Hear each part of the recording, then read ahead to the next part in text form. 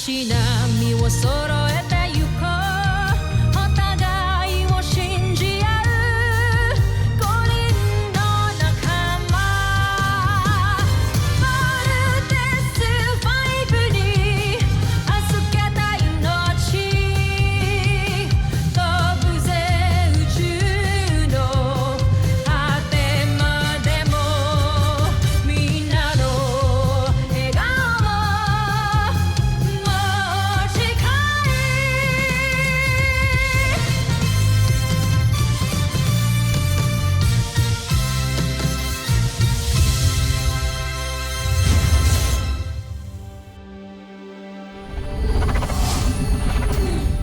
Ang nakaraan sa Voltus 5 Legacy.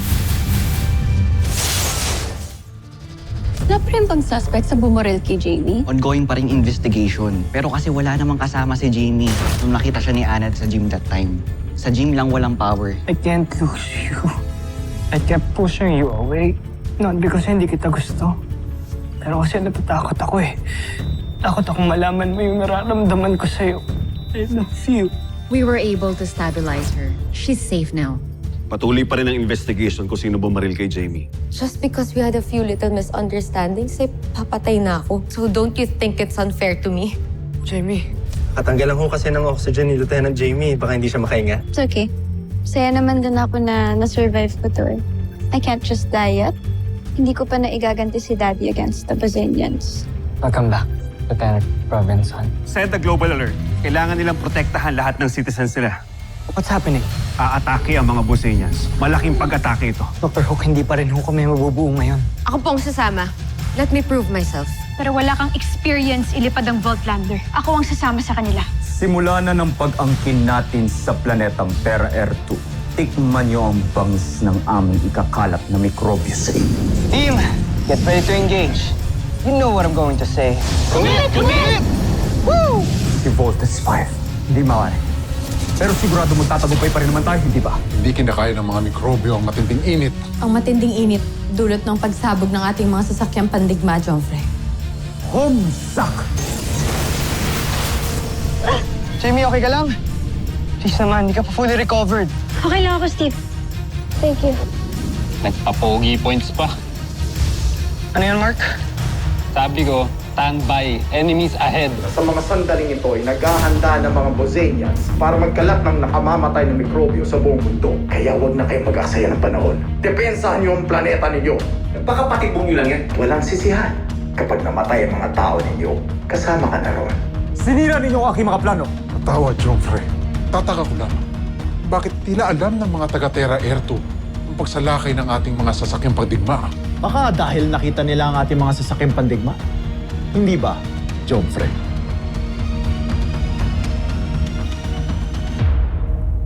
Bumalik sa kastilyo!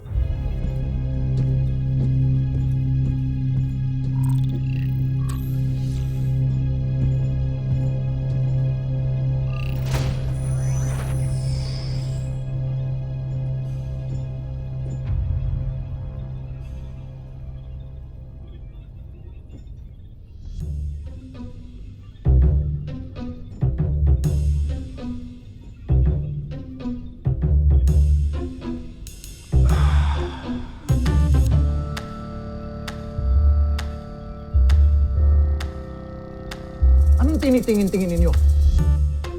Ha?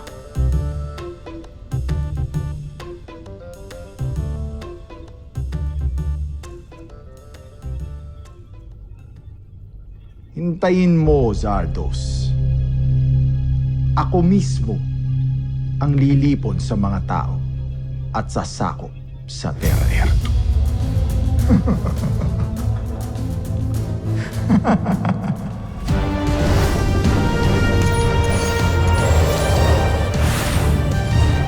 CBF Command. Aerial reconnaissance clear. Good job, team. Go back to camp. Roger.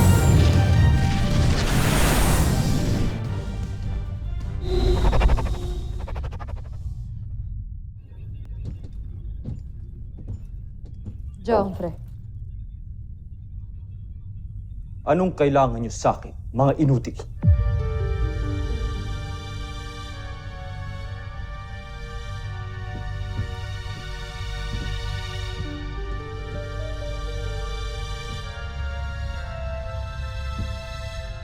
May naisip kaming paraan upang madaig natin ang kalaban. Nag-iisip kayo ng paraan para sila'y madaig? O para pahiyain ako ng paulit-ulit sa ating emperador? Etyuma! Joffrey, nakikiusap ako. Huminahon kayo. Isa ka pa! Batid ninyo ng ating lahi ay higit na makapangyarihan kesa sa mga taga-Terra Ertu. Ngunit ano nangyari? Paulit-ulit tayong natatalo. Kamakailan, nahuli ng mga taga-Terra Ertu si General Watson. Ang traitor na general na yun. Sa aking palagay, siya nagbigay ng mga impormasyon sa ating kalaban tungkol sa atin. Tapos ngayon, gagawa kayo ng paraan? Tigilan nyo na. Sigurado kung hindi tayo magtatagumpay. Joffrey, hayaan niyo muna kami ni General Draco na sabihin sa inyo ang aming susunod na plano. Ito ay tungkol din kay General Watson na sa tingin namin ay nasa kampo pa rin ng ating mga kalaban. Pagod na ako sa inyong mga pangako!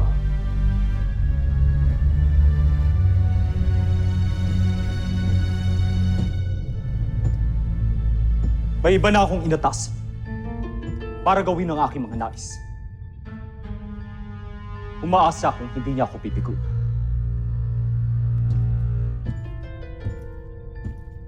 Sino ang iyong tinutukoy? Umanat. Si General Oslak ba to? Oslak! Napakawalang kwentang general. Isa pa, hindi ko mapagkakatiwalaan hilat siya ng pagmumukha niya. Kung gayon, sino nga siya, Joffrey? Makikilala niyo siya sa takdang sandali. Pero sa ngayon, ayokong makita kayong dalawa. Gancho ay na.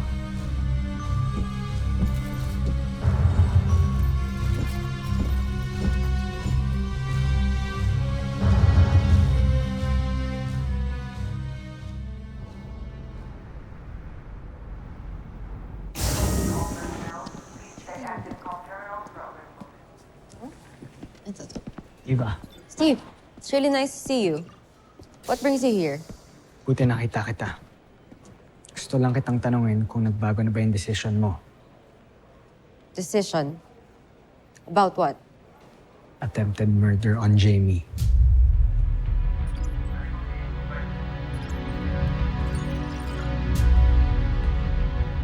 Can you give me a break? Sinabi ko naman sa'yo na wala akong kinalaman dyan, di ba? And think about it. Ano bang mapapala ako pag pinatay ko si Jamie? Since alam ko naman wala nang chance for us to be together anyway. Pwede ba? Just leave me alone. Walang mapapala. What about your ambition to be part of the Voltes team? Kaya nung nakakita ka ng opportunity, nagpresenta ka to replace Jamie. Yeah, you're right. I want to be part of the Voltes team because I deserve it. And if you think that I'm that desperate, ba't hindi na lang ikaw yung pinatay ko? You broke up with me, remember? Pinaasa mo ako ng paulit-ulit. You hurt me so many times. Kaya ba't hindi na lang ikaw yung pinatay ko at ginantihan ko?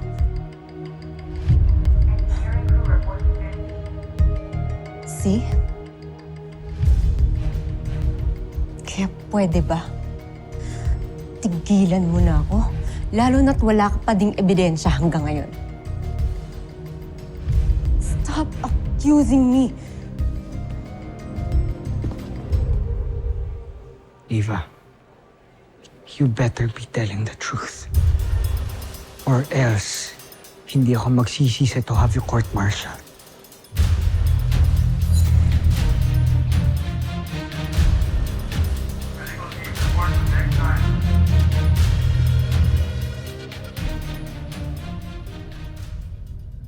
Hindi ko akalaing dadating ang panahong to.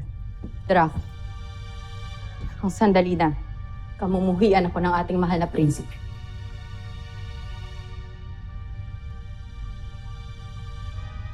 Tila nga'y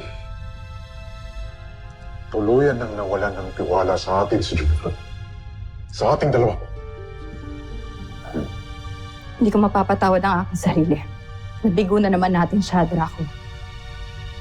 Sapagkat ipinangako ko sa aking sarili na tutulungan ko siyang tuparin ang lahat ng kanyang iniibig, pinag-uutos, kasama na doon ng tagumpay na ibabahagi niya sa Busan na nararapat lamang niyang makamtan. Ngunit sa pagkakataong ito, siguro nga ay tama ang sinabi niya. Tayo ay mga inutil. Mga inutil na hindi makakatulong sa kanya. Hindi. Hindi. Hindi, Rosana. Huwag kang panghinaan ng loob. Nararapat nga eh. Lalo natin paghusayan ang ating ginagawa upang magtagumpay tayo sa ating misyon. Ngunit meron na siyang ibang pinagkakatiwalaan, Draco.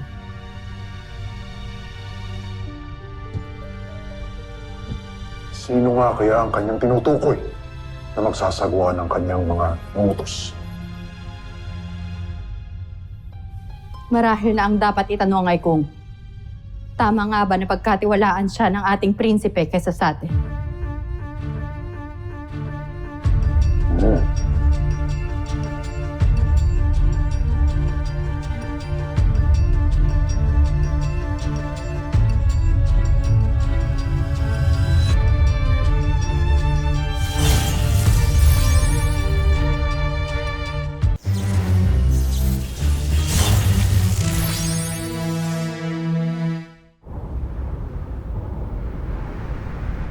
Little John, I am sending you to the International Scientific Conference to represent Camp Big Falcon and Voltes team.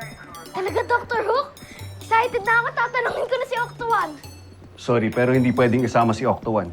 High level ang security sa conference. Hindi natin siya nakuha ng clearance. Talaga? Eh, sayang naman. Malulungkot yun dahil hindi siya makakasama. Ikwento mo na lang kay Octo-1 kung ano mangyayari sa conference. Sige na. Pasasamahan kita sa sarili mong security detail. Thanks, Dr. Hook. I'll make you proud. Promise. Escort Little John. Oh! I know what you're going to say, Dr. Hook. Now, let's move it!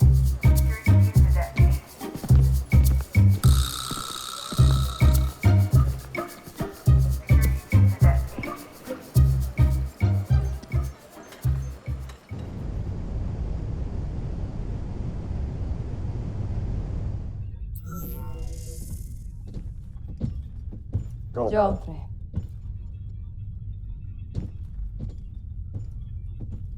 Pinatawag niyo ako. Nais niyo na bang makilala ang tutulong sa atin sa pakikipaglaban sa ating mga kaaway?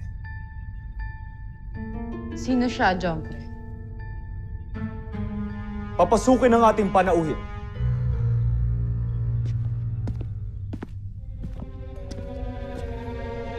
Joffrey. Malugod na pagbati sa ilang magigiting na general ng Bozan.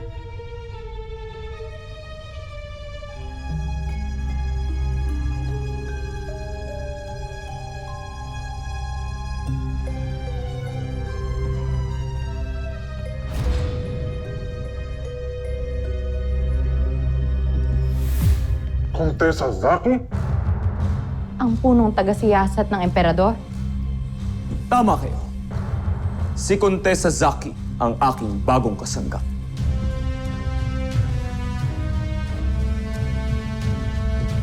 Umaasa kung hindi mo ko bibiguin.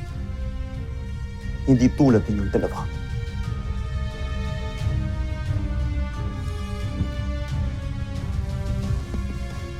Totoo, Prinsipe Zardos. Hindi kita talaga dapat bibiguin. Lalo't nandito ako dahil inip na ang ating mahal na emperador sa inyong mga kabiguan dito sa Terra Erto. Isang napakaliit na planeta, ngunit palagi kayong nabibigo. Nadadaig ng mga walang saysay na nilalang. Tigilan mo ang iyong pangungutya.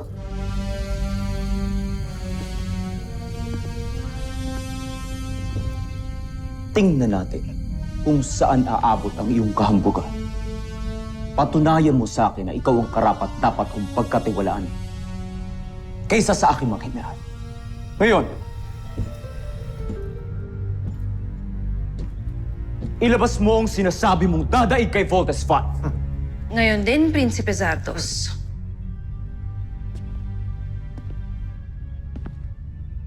Gustav na Shabakun!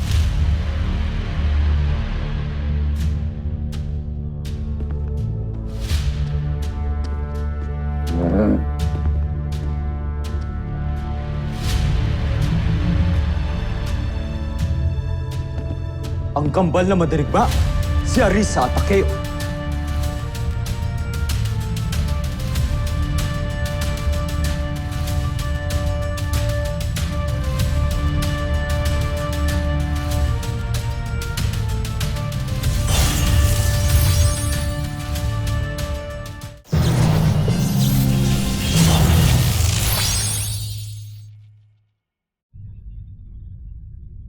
Sila nga kamahalan. Ang kambal na mandirigma na siyang magdadala sa atin ng ating tagumpay dito sa Terra Ertu. Mula sa pagiging magigiting na kampyon sa pinakamamahal nating Buzan, isinama ko sila dito dahil naniniwala ako sa kanilang kakayahan. Lalo pat, wala pang mandirigmang nakakatalo sa kanila mula sa ating planeta. Kaya tiwala ako na magiging kampyon sila hanggang dito sa Terra Ertu.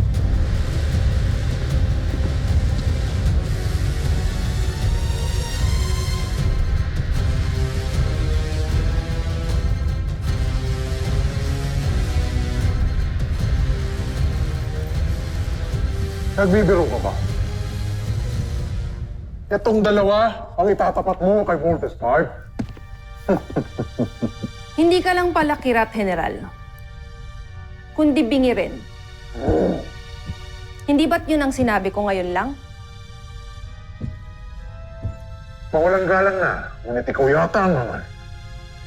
Sa tingin mo may laban ng dalawang to kay Voltes 5? Mawalang galang na, General. Ang ibig kong sabihin... Mawalang galang lang din. Ngunit wala talaga silang laban sa Voltes 5. Jomfre, hindi yata alam ni Contessa na ilang beast fighter na ang pinantapat natin sa Voltes 5. Mga beast fighter na malalaki, matataas, malalakas, makapangyarihan, at matitikas. Na may iba't ibang kakayanan. At pati na rin armas, pati na puwersa na akala namin ay tatalo sa Voltes 5. Ngunit sa huli, kami pa rin ay nabibigo, natatalo, at napapahiya. At sila ang gusto mong lumaban sa Voltes 5?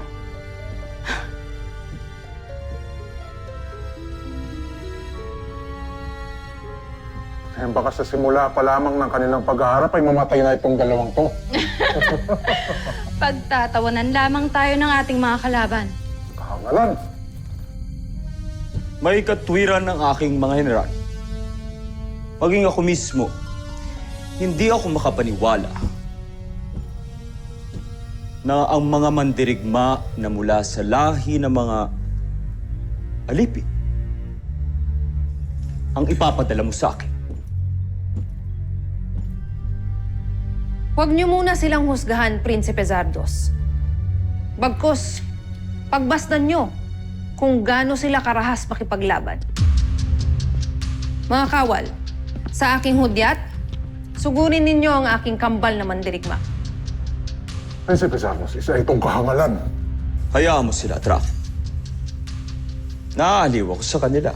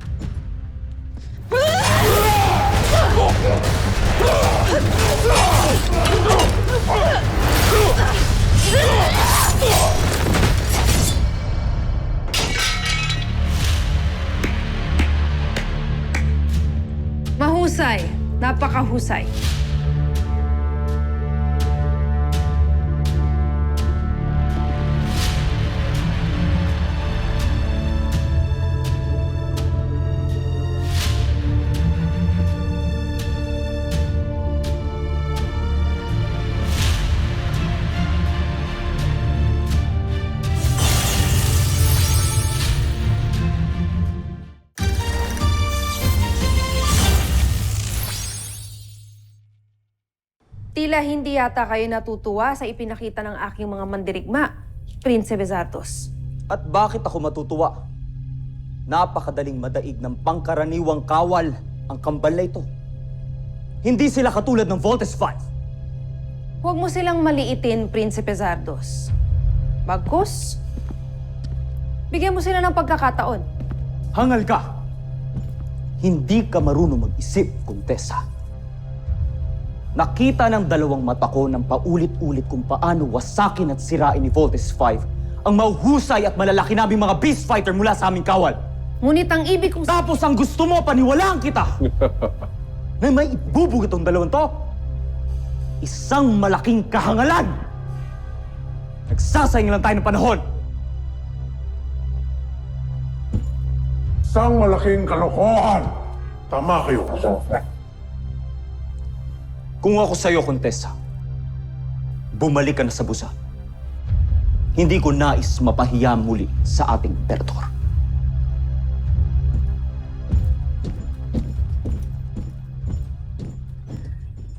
Halika na, General Draco.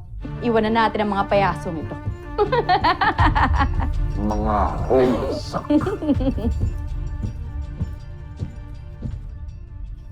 Kontesa, maaari ba ako magsalita? Hindi ko naiibig na minamaliit kami ng prinsipe at ng kanyang mga general. Ngunit, hindi ko sila masisi sapagkat narinig ko na rin na ang Voltes 5 ang pinakamahusay na depensa ng Terra Erto. Kung ganitong walang tiwala sa amin si Prinsipe Zardos, naarapat lamang na magbalik na tayo ng Burzad. Hindi. Ibig kong ipahiya si Prinsipe Zardos sa kanyang kahambugan. Ibig kong ipaalam sa ating mahal na emperador na wala talagang silbi si Prinsipe Zardos dito. At ako lamang ang dapat niyang pagkatiwalaan.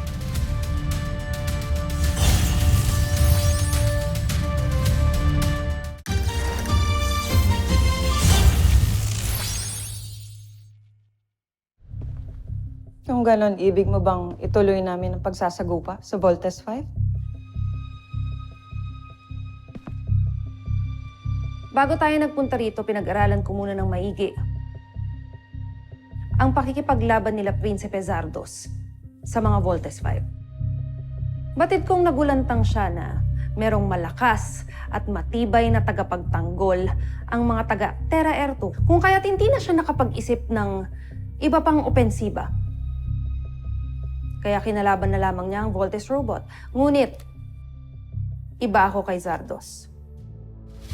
May naisip akong ibang taktika upang manalo tayo laban sa mga taga-Terra Erto. At ano ang taktika na ito, Kontesa? Yun na nga ang gusto kong sabihin sa kanila kanina pa, ngunit hindi nila ako pinakikinggan. Sa halip na kalabanin natin ang Voltes robot, haharapin natin ang mga tagalupang piloto na kumokontrol sa kanilang armas. Naniniwala ako na sila Steve Armstrong ang magiging susi natin para magtagumpay ako laban kay Zardos at sa mga taga-Terra Erto.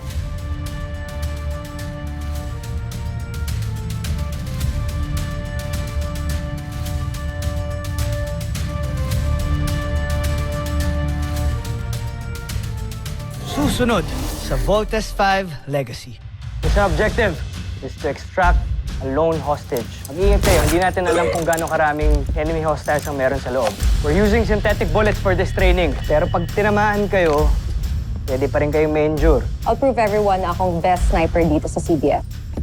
Ihatid ka na muna namin kay Marshall. May mga i-assist pa kaming VIPs. Marshall, turning over protective. Peter John! Peter John! Hi! Peter John! Bawal kayo rito.